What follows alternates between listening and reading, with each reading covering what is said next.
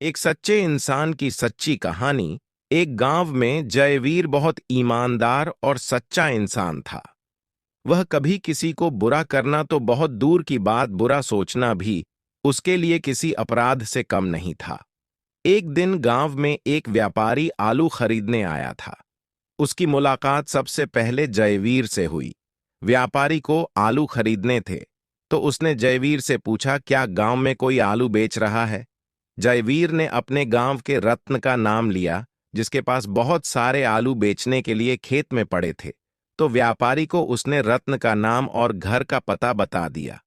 अब व्यापारी बहुत चालाक था। जयवीर को कहने लगा, आप मुझे उसके घर तक छोड़ आओ जहां पर आलू बिक रहे हैं। जयवीर उसके साथ चल पड़ा। व्यापारी ने पूरे खेत के आलू का भाव 50,000 में तय किया और भाव तय करने के बाद 10,000 एडवांस में दे दिया और बाकी की पेमेंट 10 दिन बाद दे दूंगा। ऐसा कहकर आलू ले गया।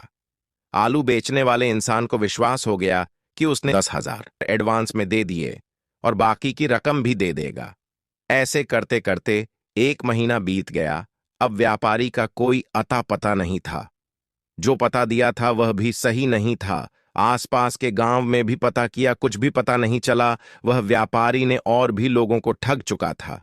अब रतन ने पूरे गांव में यही बात फैला दी कि मेरे आलू बिकवाने में जयवीर का हाथ था। मैंने इसके विश्वास पर व्यापारी को आलू बेच दिए। अगर ये साथ ना आता तो मैं उसके साथ उधार ना करता। अब रतन ने गांव में पंचायत कर लोगों को इकट्ठा किया और पंचायत ने सारी बात सुनकर जयवीर को बाकी की रकम 40,000 देने का फैसला सुनाया। अब दंड देना पड़ा, उसका क्या दोष? सिर्फ इतना कि वह व्यापारी के साथ गया था। जब दंड वाली बात उसकी औरत ने सुनी तो बहुत दुखी हुई और बहुत रोई। हमारा क्या कसूर था जो यह दंड हमें आज देना पड़ा? यह बात आज से 30 साल पहले की है, जब 40,000 की कीमत बहुत होती थी। जयवीर का हाथ पहले से ही बहुत तंग था। वह अपने परिवार का पालन पोषण बहुत ही मुश्किल से करता था। भगवान के घर देर है पर अंधेर नहीं। कुछ दिन बाद दंड लेने वाले आदमी की भैंस खेत में घास चरने के लिए छोड़ रखी थी। अचानक भैंस की गिरने की आवाज आई। कुछ देर तक तो समझ में नहीं आया, पर थोड़ी देर बाद पता चला शायद किसी सांप ने काट लिया था भैंस को।